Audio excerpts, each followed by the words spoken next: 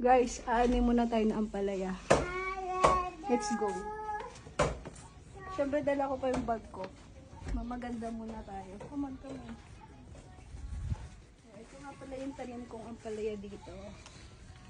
See? Laki na. Pwede nang anihin. Anihin na natin, ha? Yes! May pang-ulam ulit tayo. Anong luto gagawin natin? Kasi ito may bago na naman siyang bunga. Ang sipag nito mamunga. Tapos yung mga sili ko, oh. Dami ding bunga. Yan. Ngayon, mga lettuce na liliit pa. Tsaka kamatis. Tapos ito po yung aking kamatis. Try natin siya magkabunga. Ito naman yung aking mga sili pa. Tignan mo, ang daming bunga, oh. Wow!